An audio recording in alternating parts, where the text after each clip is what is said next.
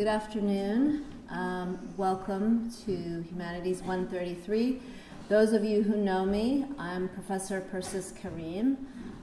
Normally this class is my world myths class, and we're going to be exploding some different myths today.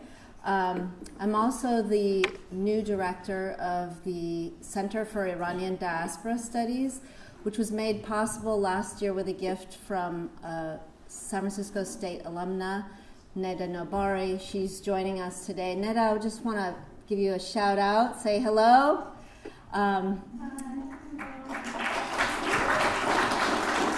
Thank you for coming. I really appreciate you being here. Today is the first inaugural lecture for the Center for Iranian Diaspora Studies, and I'm really thrilled that we have a very special guest who came all the way from Canada. Those of you who don't know what the center's mission is, I'll briefly tell you.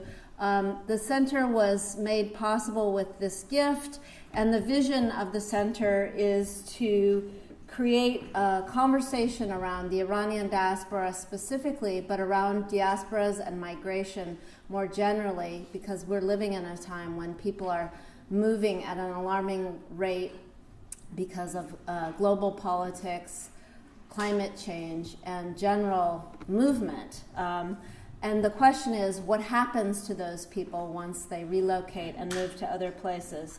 This is the first of its kind anywhere in the world, this center that focuses on Iranian diaspora studies. So it's a real privilege for me to personally spearhead this initiative, and I'm really honored that it's at San Francisco State, a university and an institution that has a long history of investigating global politics, ethnic and race issues, and I can think of nowhere better than the center to be at this place. Let me start by introducing Neda Maghbouleh, and I want to ask you to keep your questions at the end. She'll talk for probably 45 minutes, and then there'll be some time. Close to an hour we'll have together. I want to encourage you to ask questions. For some of you, this may be wholly new material. For some of you, it may be familiar. But I think it's really important that we investigate the situation regarding Iranian Americans, because they're being targeted right now under the Muslim ban 3.0. And of course, like other communities, Muslim, Arab, Iranians also face some of the same discrimination and challenges. So it's really timely for Dr. Maghbouleh to be talking to us. Neda Maghbouleh is an assistant professor in the Department of Sociology at the University of Toronto. She's a scholar of Middle East diaspora in North America, and she has expertise in immigrant first and second generation relations. And her field work, which is the basis for the book that she's going to be talking about, is based on interviews, ethnographic fieldwork, and survey methodologies. She brings a decade of research, teaching, and cultural competence on issues for Arab, Afghan, and Iranian youth. Her project investigates a number of sites, homes, camps, and university students, and she'll be talking more about that. Her book, The Limits of Whiteness, Iranian Americans and the Everyday Politics of Race, is hot off the press from Stanford University Press. I asked her to bring some copies, so if you're interested, afterwards she has a number of copies with her for sale, and she can sign them for you. And it was published by Stanford University Press. She's currently a co-investigator on an experimental survey about race and immigration in North America, and looking at the specific case of Syrian refugees and their resettlement in Toronto, Canada. Very exciting and timely work also. She's been featured on a number of media sites, including CBC, CTV, Global TV, The Globe and Mail, and KPFK and Metro News, as well as NPR. One of the things I want to say about Neda is she's doing this very pioneering work that I think is so important for a younger generation of Iranian Americans. When I started doing the work that I was doing 25 years ago, there was no vocabulary for Iranians living outside of Iran. People were still calling themselves Persian. now people more comfortably use the moniker Iranian American. But Neda's work touches on the whole question of how Iranians have been browned, to use her term, racialized under the politics of the post 9/11 climate in this country. And I think it's so important because she's also touching on issues that have been sort of taboo or difficult to talk about among Iranians themselves. So I think her work is absolutely stupendous, and for me it's opened up a whole new horizon of conversation about the Iranian diaspora. So without further ado, I want to welcome Dr. Neda Maghbouleh.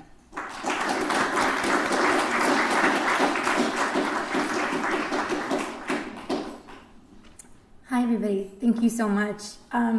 So I got my PhD at UC Santa Barbara, and when you are in sociology, you know about SF State. This is like where you want to get a job if you're getting a PhD, because we hear about you. We know that this campus has such a unique and important history in the landscape of American higher education, in the history of the state of California. And so although I was not blessed to get a faculty position here, I'm so happy that my friend Persis Karim is the new director of the center. It's just beautiful to see you launch this program. And I also want to give my gratitude and thanks to Neda Maghbouleh for having the vision to create this.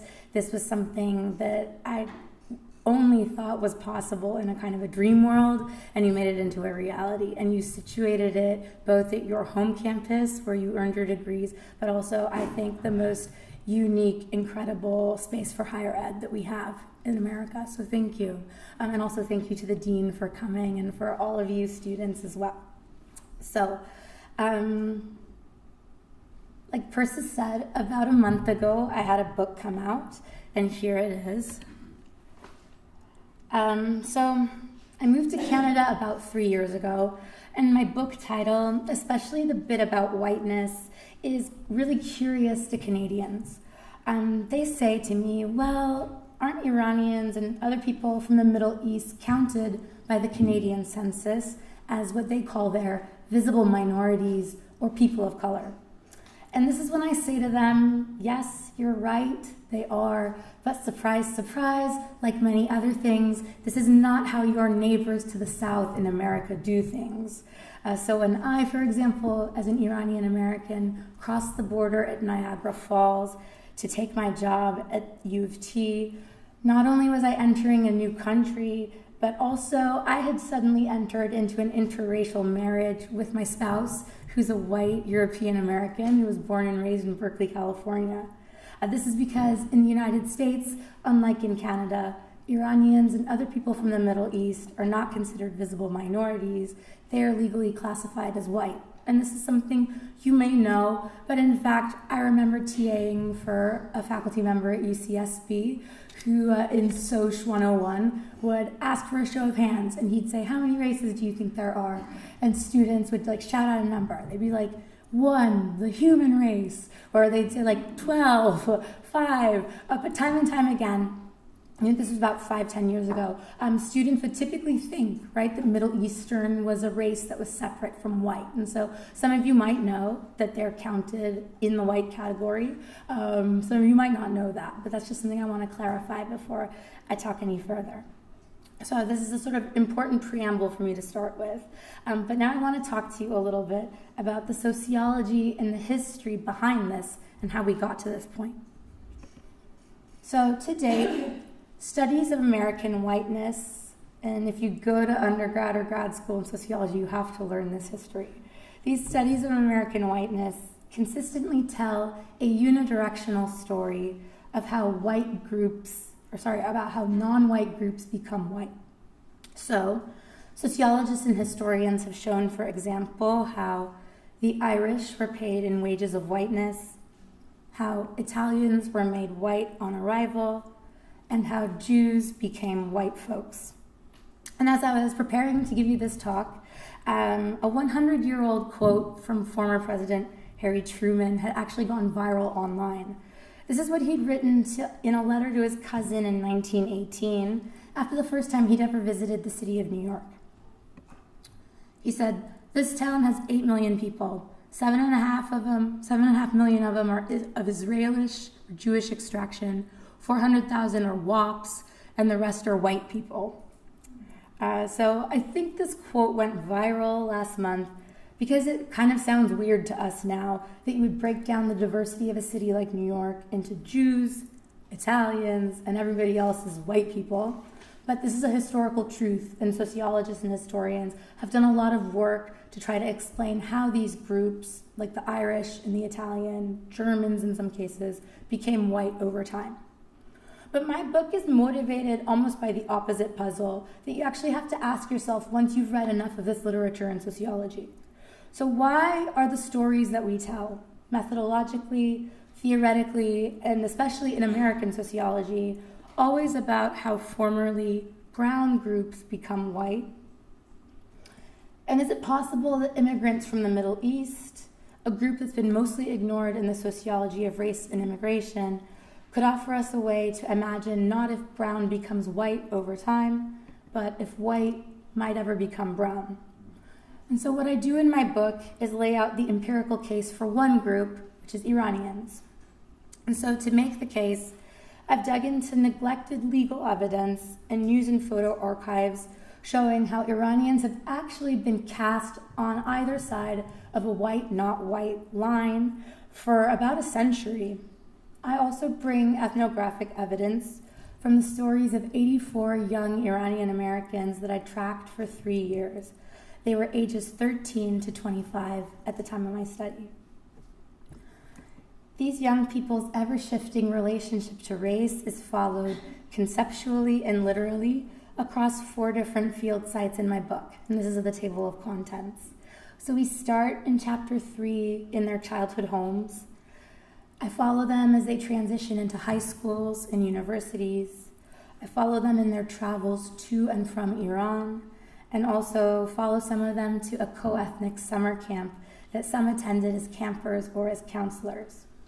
So in that spirit, I want to open up this paradoxical case of a group that are kind of white, kind of not white, by telling you 2 stories side by side. One story is about Roya. She's a high school student in Northern California. And the other story is about a particular piece of American memorabilia that you can visit today at a barbecue restaurant outside Houston, Texas. For any American high school student with aims of going to a 4-year university, there exists a window of repeated ethnic and racial self-identification. For Iranian American youth like Roya, from her first standardized college test through her final campus housing questionnaire, she's profiled, guided, sorted, and coded into the following ethno-racial classification. White, a person having origins in any of the original peoples of Europe, the Middle East, or North Africa. But the politics of checking the right box are vexing to Roya. White teachers and counselors have tried to correct me when I claim an other racial identity. They say, if you're Iranian, you're white. And it's like, okay, can you pronounce my last name correctly, please? Tell me, what other white countries are sanctioned, exploited, and vilified the way Iran is right now? And am I white like you when I'm at the airport? No, I'm not white. So if you drive west about 30 miles from Houston, Texas, you'll arrive at Non-Macker's Barbecue. It's an 800 square foot restaurant, open since 1978. The walls are lined with mementos collected over time by owner John Non-Macker. There's faded rodeo ribbons, smoke-singed trucker hats, studio portraits of John Wayne, and even a pencil drawing of John Non-Macker himself. There's also a poster, it's 11 inches by 17, and sepia-toned, of 19 rifle-wielding men in 10-gallon hats mugging for the camera. Behind them are 3 objects hanging off an old oak tree: the flag of the United States, the state flag of Texas, and a bearded, turbaned man with a noose around his neck. His mouth is slack and his arms hang heavy. Under the staged photograph, a caption in Old Western typeface cheerfully suggests to Non-Macker's patrons, Let's Play Cowboys and Iranians. Nonmacher first pinned the poster to his restaurant's wall in 1979, and it hangs there still today. Before his death in 2013, at age 68, Nonmacher was asked if the poster is racist. This is what he said, quote, "I laughed, and I'm still laughing," he said, and here he was referring to a locally organized protest of the restaurant in 2011. He said, "I won't take it down." And why would he? Business at Nonmacher's had been good, and thanks to the attention drawn by the poster and the protest over it, only getting better. An enthusiastic counter-protest to the protest had packed the house with paying customers from open to close, as patient would-be eaters brandishing American flags stretched out into a line past the parking lot and down the block. One of the organizers of the original 2011 protest of the poster, a second-generation Iranian American from Houston, remarked, "A poster like that, it doesn't unite people. There's no reason there should be racism around." But if anything, the poster had seemed to unite people in defense of racism or something like it. So it's not particularly remarkable that Roya would describe frustration over her assigned demographic box, or that Nonmacher would express pleasure at the controversy over his poster. What is remarkable, however, is that these everyday stories involving Iranian Americans are rarely understood as matters of race. Scholars, policymakers, and even Iranians themselves typically reconcile such problems as expressions of what I call anything but race, namely ethnic and cultural difference, religious intolerance, or anti-immigrant nativism. These explanations are powerful up to a point, but they ignore the everyday politics that provoke racial claims to an other identity among legally white Iranian Americans like Roya. And in the case of Nonmacher's restaurant, they neutralize or risk misunderstanding the symbolic racial fantasy of exactly how American cowboys could play with the Iranians in their midst, and why they might do so decades before today's anxieties around nuclear Iran, Islam, and the war on terror. If Nonmacher's poster and the eager line of customers it attracted were not inspired by race and racism, it doesn't show from the actual image captured on the poster itself. To de-race Nonmacher's poster is to ignore its central reference to white vigilantism and the lynching of African Americans. To de-race Nonmacher's poster is also to omit its caption, which appropriates the cowboys and Indians trope to amalgamate indigeneity and Iranianness in the service of a shorthand for a racial battle between the civilized and the barbaric. To explain a poster of a fantasized American lynching as ethnic bigotry, religious intolerance, or nativist hatred is to tell 28-year-old Hossein Hadi, the organizer who said there should no reason why there should be racism around, that at Nonmacher's barbecue, there actually is no racism around. Likewise, it's also hard to reconcile an anything but race explanation for teachers and guidance counselors advising 17-year-old Roya to check a box declaring her racial whiteness, or her frustrated response as she resists. In fact, I think it might surprise Nonmacher and his customers to hear from Roya's guidance counselors that the limp, lifeless Iranian at the center of the poster is, according to U.S. federal classification, as white as the cowboys surrounding him. And it might surprise Roya's guidance counselor to know that there is even a controversial white Aryan myth of cultural and racial superiority that circulates within Roya's own multi-generational Iranian American family and community. But these sorts of rank-and-file discrepancies over the racial classifications and self-understandings of Iranian Americans should not be confused for an absence of race. They are actually evidence of the prevailing presence of race.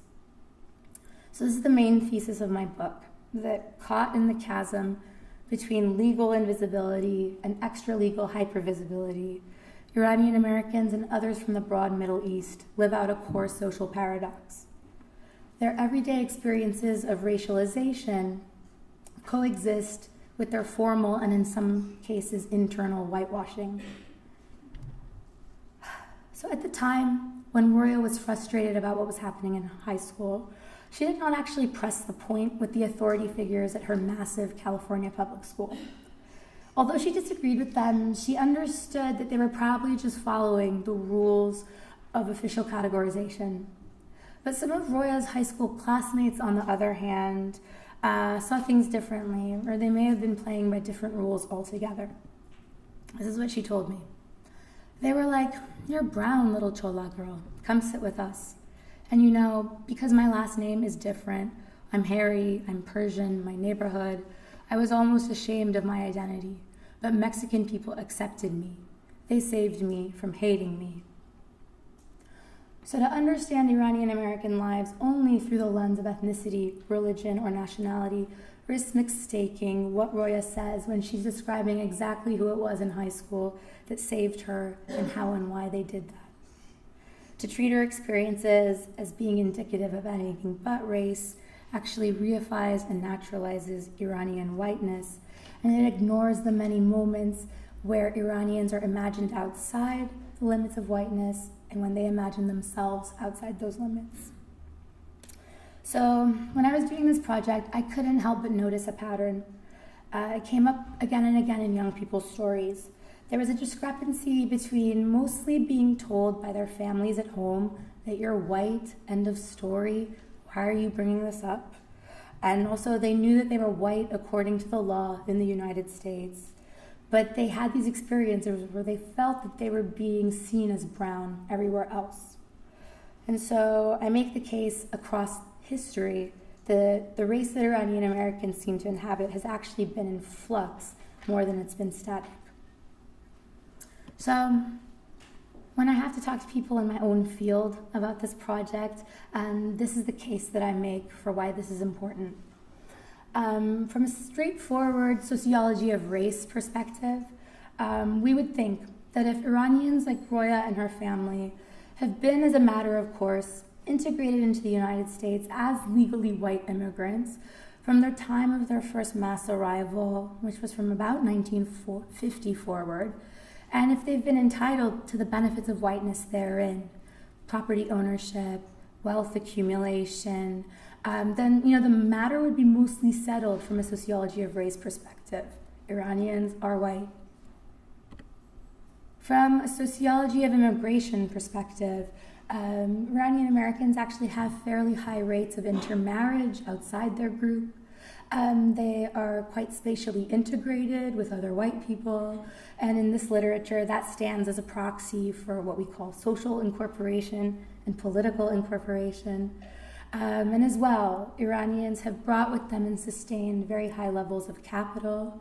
The sociology of immigration literature would also expect a very simple, easy relationship with the white racial category. And if Iranian immigrants bring with them themselves deeply held cultural beliefs that they're not just white, but the original white people of the world, which is an ideology we call the Aryan myth that I write about in chapter 3 of my book, then these three factors in sociology would predict a fairly straightforward fit into the white racial category for Iranians in the US.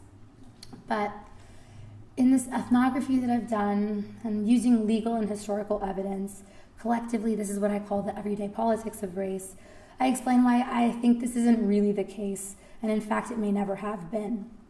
So first I'm going to offer a couple examples to you from my research that come from the archival work, and then I'm going to take you back into the ethnography.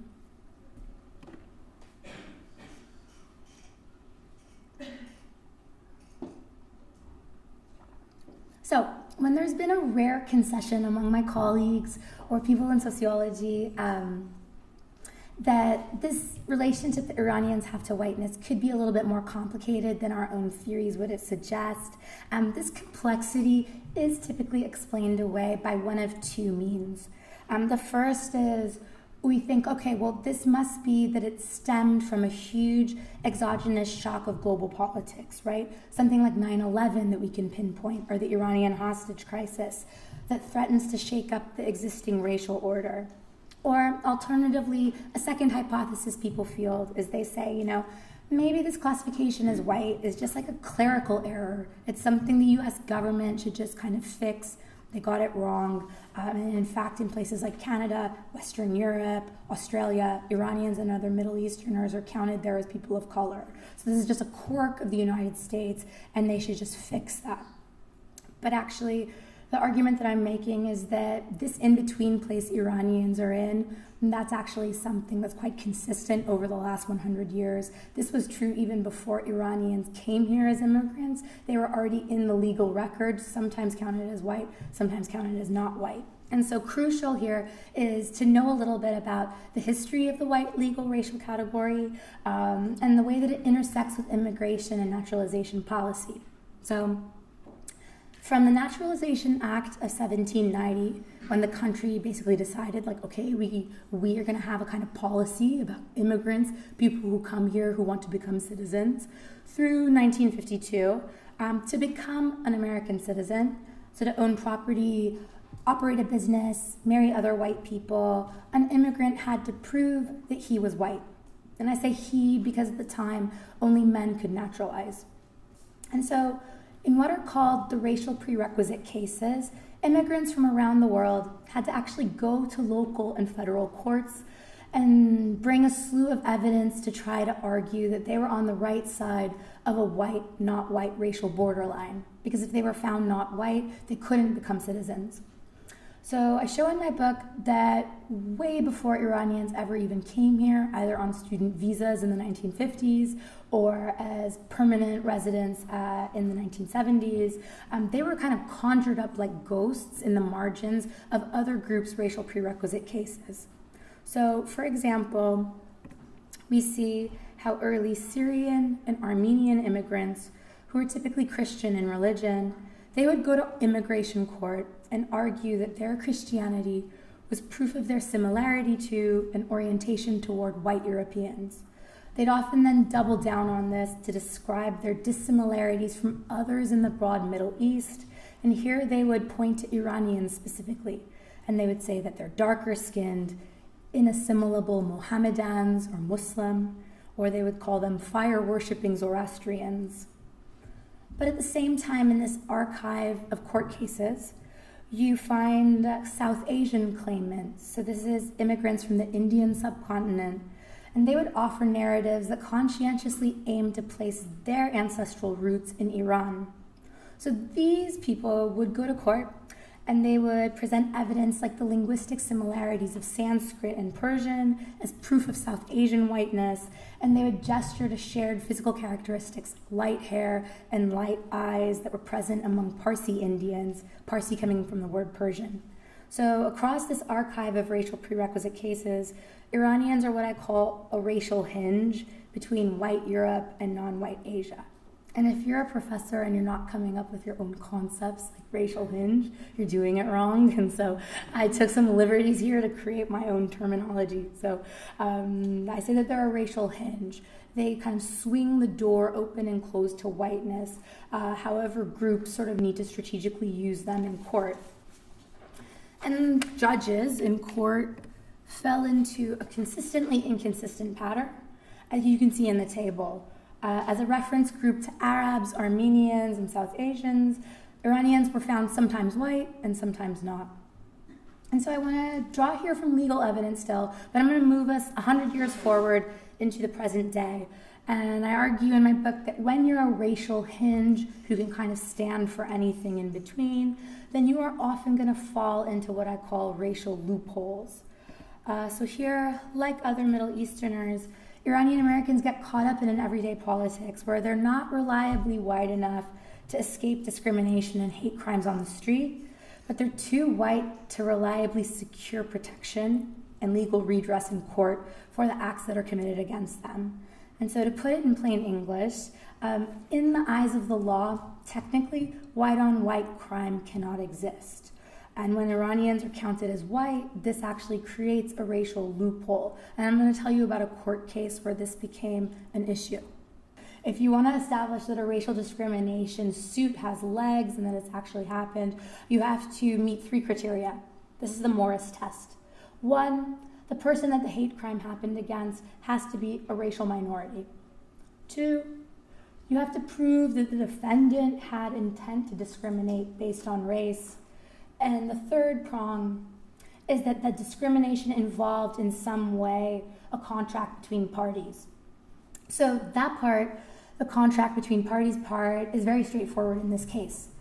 Poor Qureshi needed gas. The Flying J was there to sell it to him. The part about poor Qureshi qualifying as a racial minority, according to the judge, the first prong, although generally clear in most cases, is less so here. And this is because on the original police report, the officer listed poor Qureshi's race as, quote, Persian. And yes, I know what you might be thinking. Persian isn't really a race, right? It's an ethnicity, a language, a type of food you can eat in some parts of San Francisco. And yes, but that's actually only part of the confusion because actually in his own deposition, poor Qureshi took pains to self-identify to the court as white too, despite the fact that he had brought a racial discrimination suit against a white police officer and a white store manager. In his own words, according to the United States recognition, Iran is whites in their Aryan background.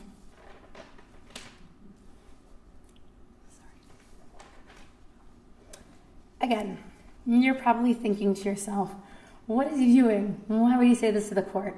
But it bears remembering that he's under oath and he's actually not wrong.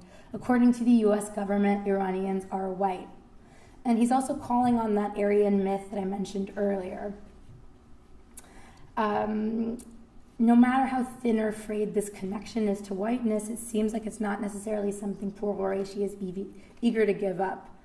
So, in the judge's possibly generous summary of poor Qureshi's deposition, he said, poor Qureshi correctly explained in this messy business of classifying persons by race, anthropologists do indeed classify Iranians into the perhaps antiquated category of Caucasians. Nonetheless, using his judicial discretion, the judge applied the broadest interpretation of Section 1981 of the Civil Rights Act of 1866.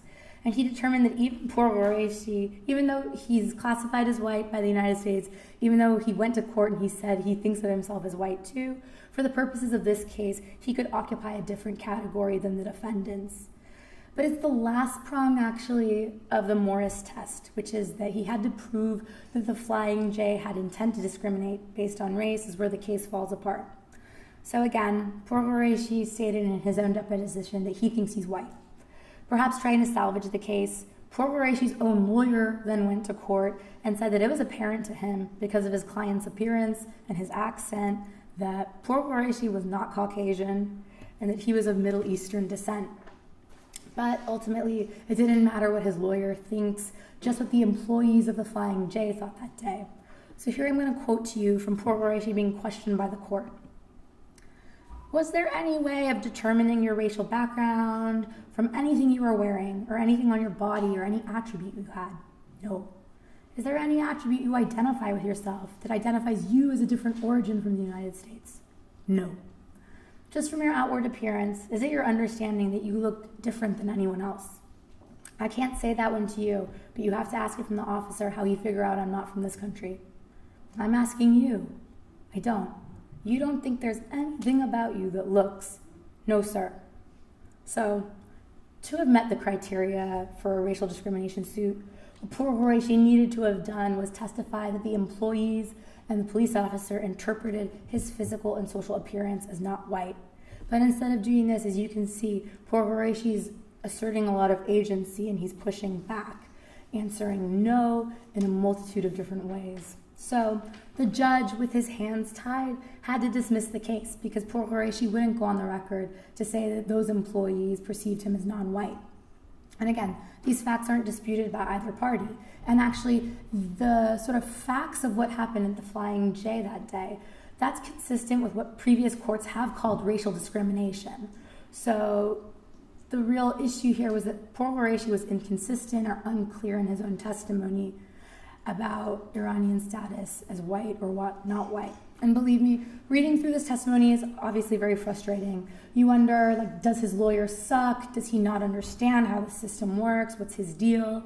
but I think it's too easy and only a partial truth to chalk it up to poor Quraishi's naivete, or a kind of blind adherence to the Aryan myth or categories.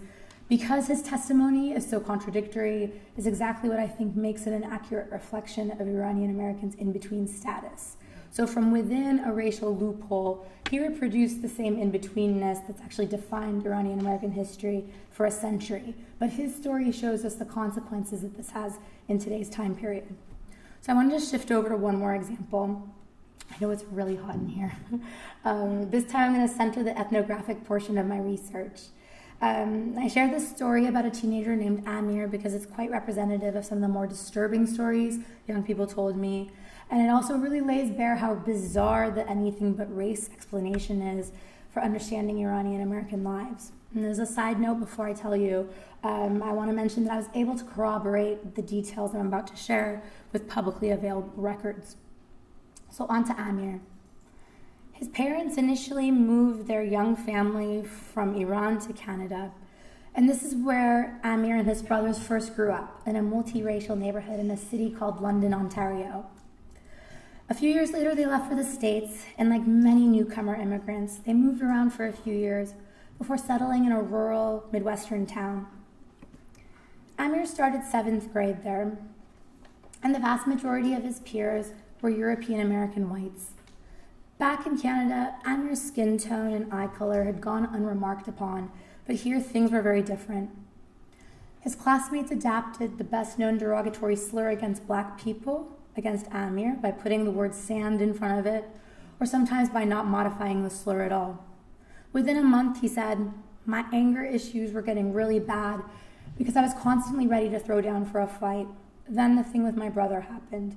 It was the day after Bush declared war with Iraq." So at his new high school, Shahram, Amir's older brother, had become friends with 2 students, and they were both second-generation immigrants themselves, one Pakistani, one Ghanaian. He was grateful to have people to hang out with between classes and to sit with in the school cafeteria. Only a couple minutes after the first time he sat down with his potential new friends in the cafeteria, Shahram looked up from his tray to find 20 or so varsity football players surrounding their table. First, 2 of the young men began yelling at Shahram.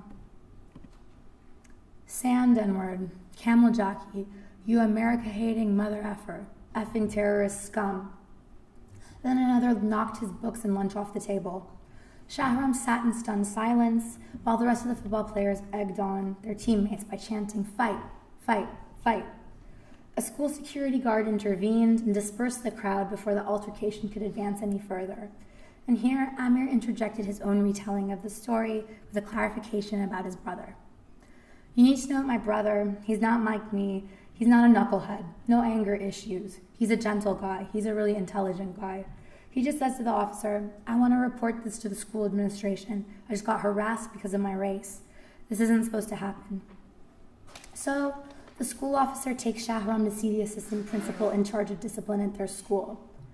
And after listening to what happened, the assistant principal wrote Shahram up for detention.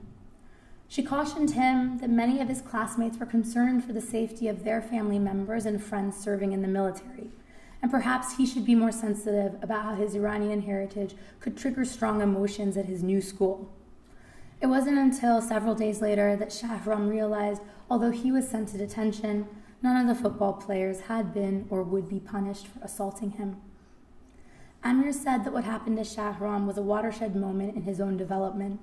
It exposed for him the paradoxical racial truth of what it means to be Iranian in America. From that point forward, he understood, my kind of white isn't the same as their white, you know?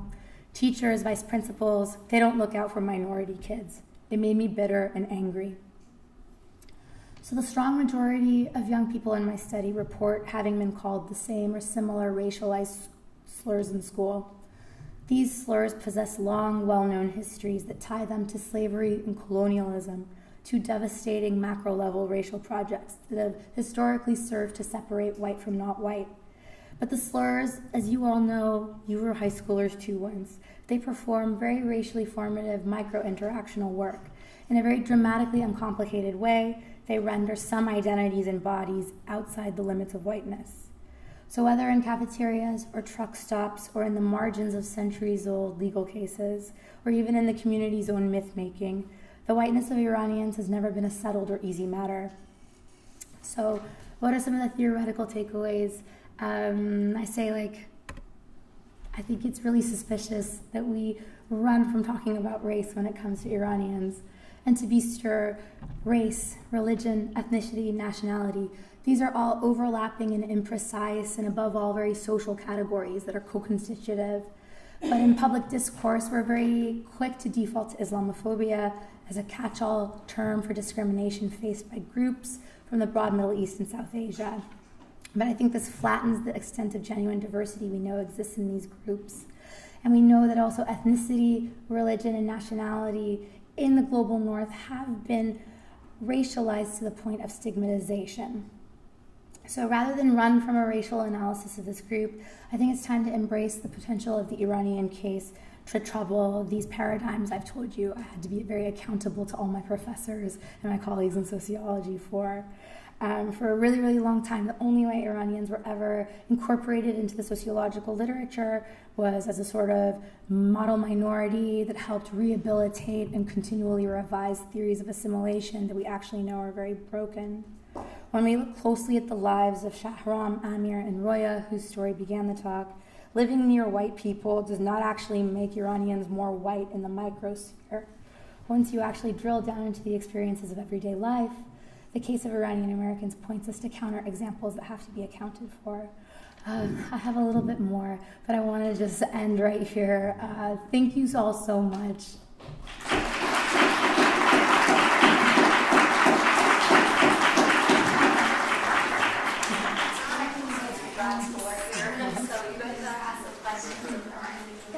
We'll go here and then there. Thank you so much for your presentation. I have a question.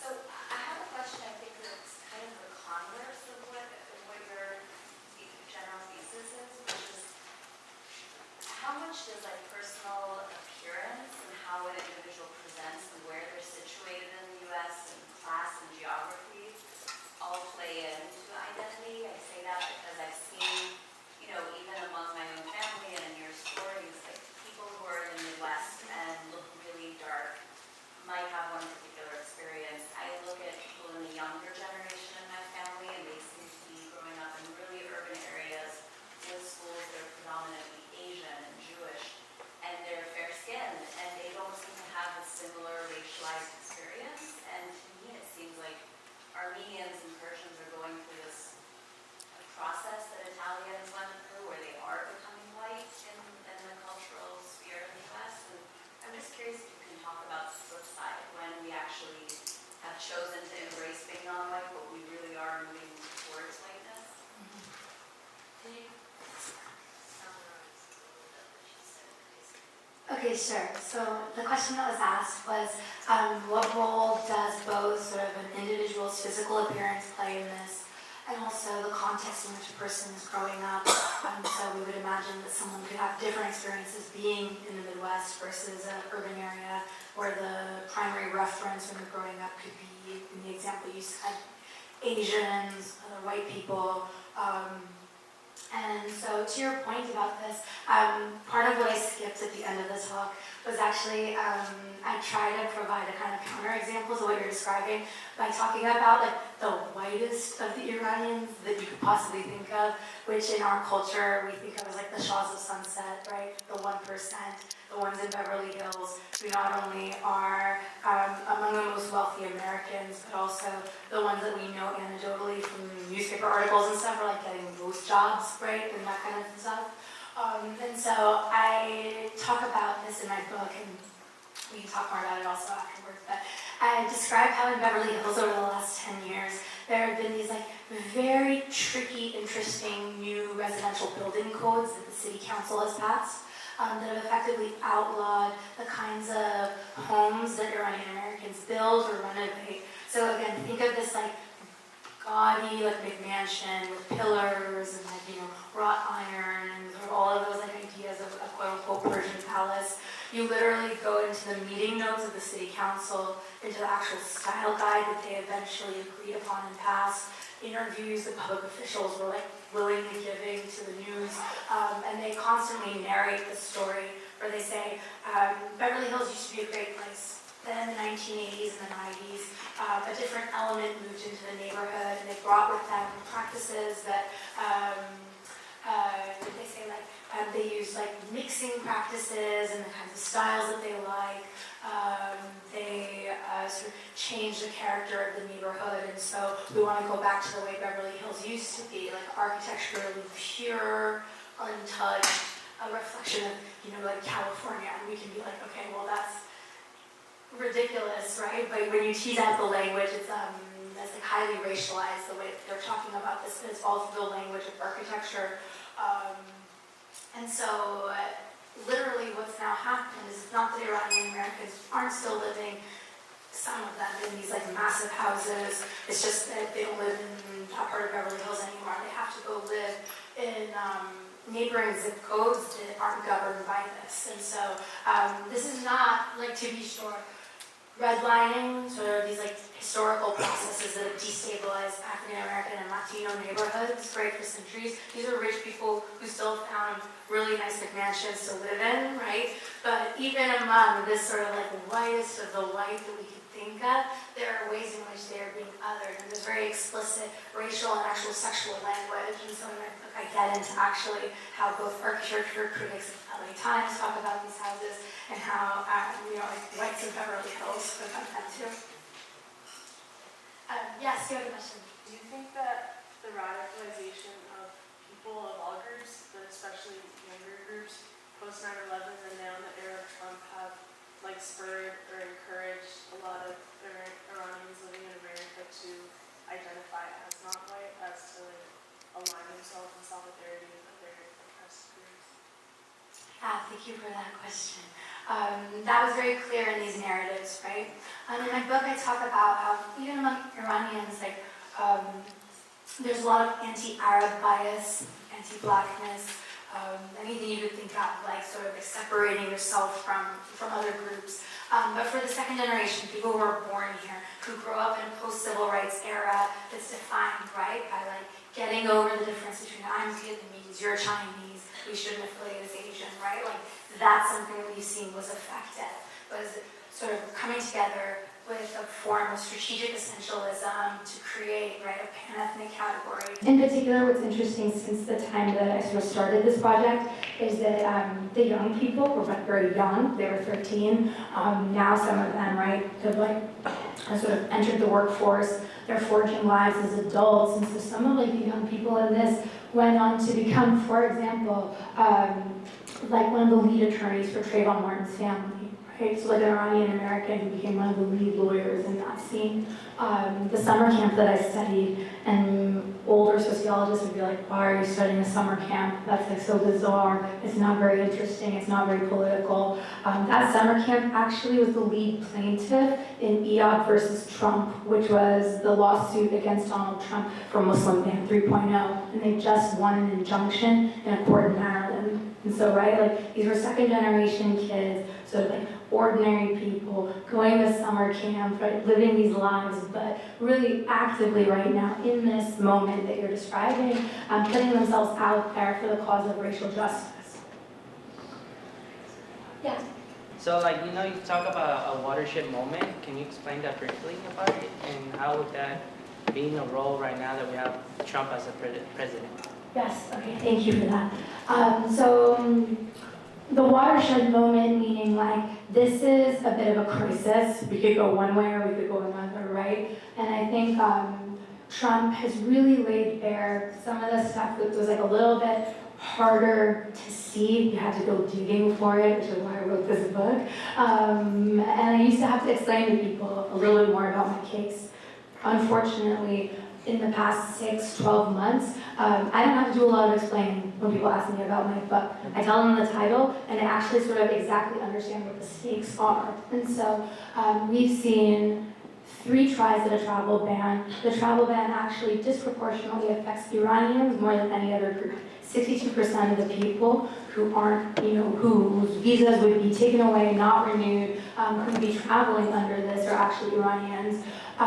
You see the decertification of the Iran deal, right? So we were moving toward this normalization of relations. And all of the young people in my book, they were born into an environment where this country never had normal, stable relations with the place that they're from, right? So they describe in the book this sort of bifurcated identity where they say, like, it's not like my friends who can go back to Italy, and see their grandparents. When I go to Iran, like, it's this whole fiasco, and I have to have certain paperwork, and I can't take a direct flight, and there's sanctions and sort of all of these controls around the movement of people to and from. And so young people were so encouraged by the Iran deal under President Obama that we could potentially work toward a normalization of relations between the two countries. Well, that's something that's looking really, really different right now. And so it's not to say that everything's rosy with Obama either. The threat of war and the actual use of drones and things like that in the region, that's been consistent across the administrations. But nonetheless, Trump has certainly raised the stakes in a very meaningful way. And I think that it's forcing Iranians' hands a bit earlier, perhaps, than it would have over a different course of history if we'd had Hillary, right? But I think they're going to have to make a decision one way or another about, are they going to side with white? Or, if they're going to even keep being white, are they going to be anti-racist whites? Or are they going to be a different kind of white? Here, and then here. Yeah. So first of all, thank you for this session. It was really amazing. And then something that I had a huge question about while listening to you is, how do you engage in a productive dialogue and explain to someone that reverse racism doesn't exist when the other party fires back with, well, white people have been discriminated before, when they're referring to Middle Eastern individuals?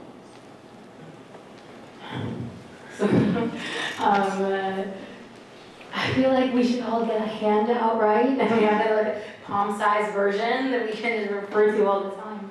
I think that there's that recent poll, the percent that was on social media this past week, right, about the majority of white Americans do believe whites face more discrimination than minorities, and that this is a significant problem, right? And so I think proof is in the pudding when you look at any kind of indicator of quality of life, whether it's mortality rates, whether it's educational outcomes, hiring practices. We have loads of different kinds of social evidence, but I think we also have emotional evidence too, right?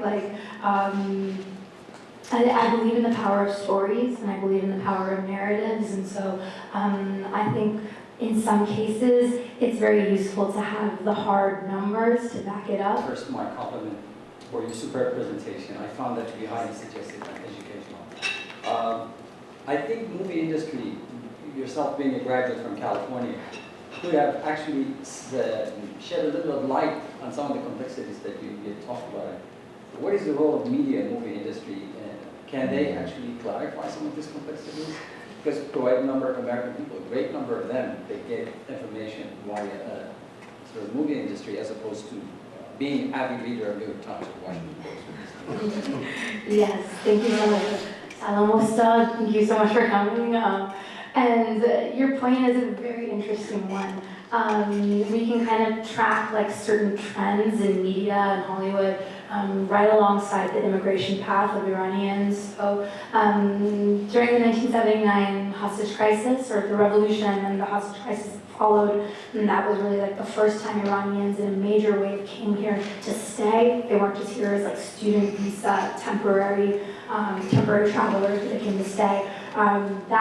That moment in history dovetailed with when cable news started, and also when nighttime news shows that happen around 11 o'clock at night happened. And so if you've heard of Nightline, which is a very long-standing ABC nighttime news show, that actually used to be called the Iran hostage crisis day 1, 2, 3, 4, whatever day it was. And so that was a ratings juggernaut for ABC that still exists today, that was really built around staging this crisis, carefully curated images, right, of what Iranians looked like. They write Middle Eastern, right? And so I think that's a very clear signal that in the sort of categories that casting calls even are organized around, where it says, like, it's sort of all the 5 food groups we know typically as the major categories in the States.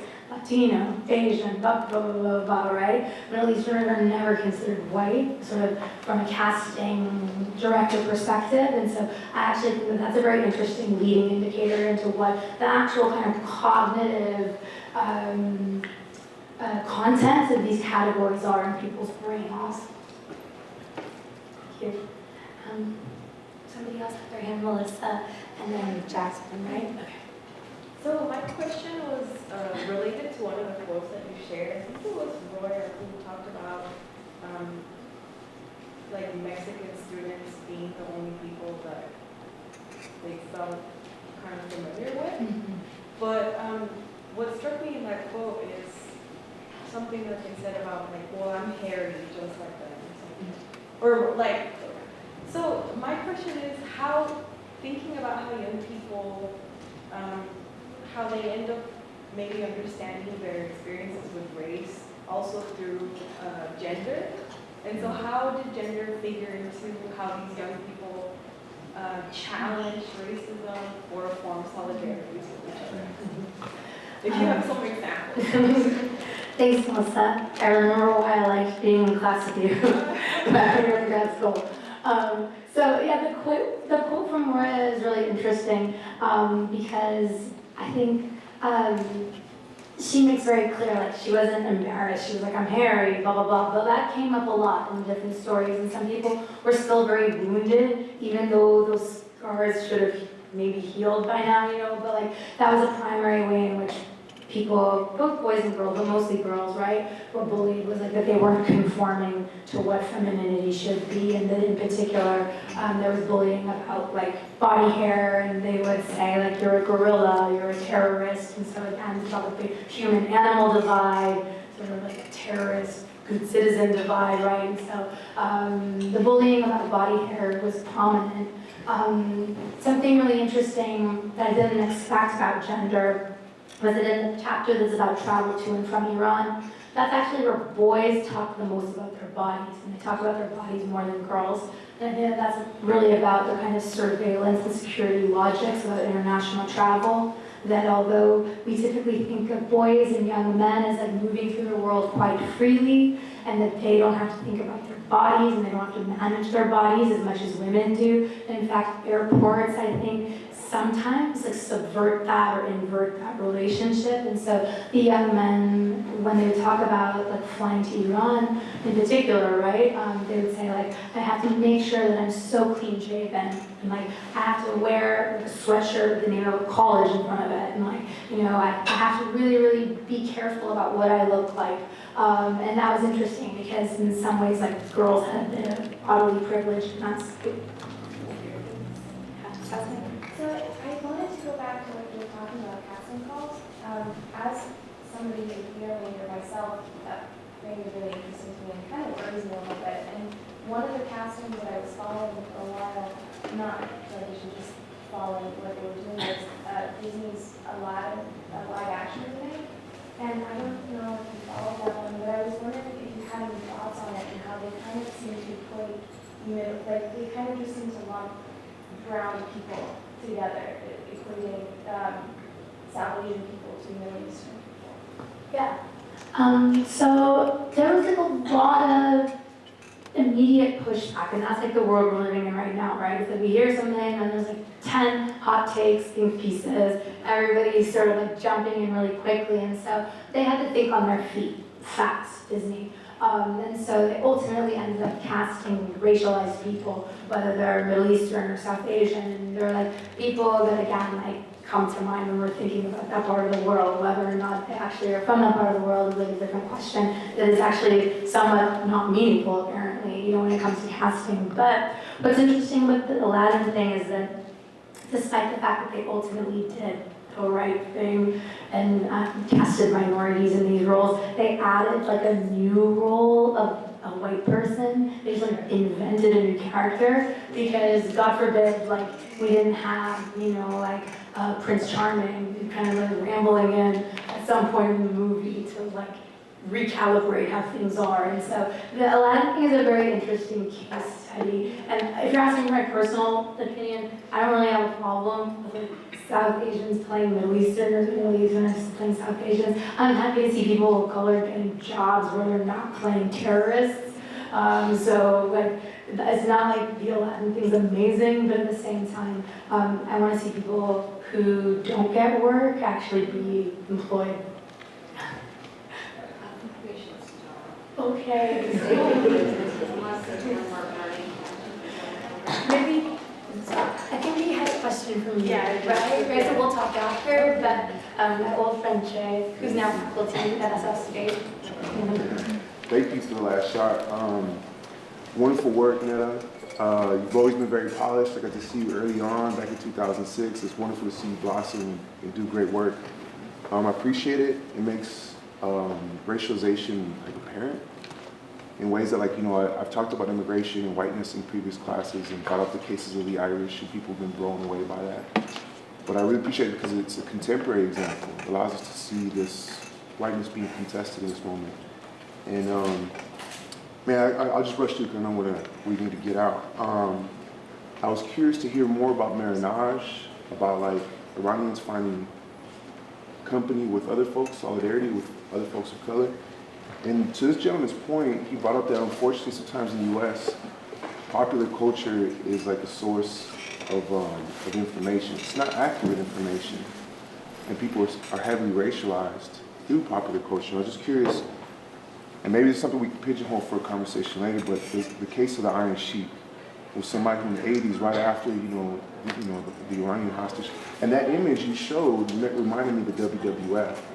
And I know we may think of like wrestling as something that's not serious, but it was a part of popular culture, and it made me think a lot about just kind of the intense hatred against the Sheik, and how that then had, that carries over into the aspects of lives of Iranians.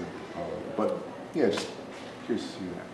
Well, I appreciate your reference to something our generation grew up with. That some of these students are like, what are you talking about? But what Profe over here is describing is WWF was what WWE used to be called, like Hulk Hogan, and he had these like certain altars that he would go against, and one of them was called the Iron Sheik, and he was posed as this like swarthy, mustachioed, America hater, highly violent. He had no regard for rules, right? He just was just like your prototypical heel was the Iron Sheik. And so, Shay, what I'm really curious about, first of all, I wanted to say there's actually one really good article about this. It's in comparative literature, and I'll send it to you because I think you're going to love it, where somebody actually does this sort of academic work of deconstructing the figure of the Sheik. But also, I guess I'm curious, and something I hope young people will come up and talk to me about is what is the version of that relates for them now? Because that kind of a caricature, that's also part of the pleasure and the kind of that raw sense of being in the audience, right? For wrestling and that kind of stuff. It's very visceral, and I don't know if we have that. We're all about screens, so I don't know. Yeah, thank you. Okay, sorry, there's going to be a class coming in, so I just want to make sure that if you want to get a book or you want to have a little bit of conversation with her, we have maybe 6 minutes left, and we should probably take it out in the hallway after that. But I want to give a warm round of applause.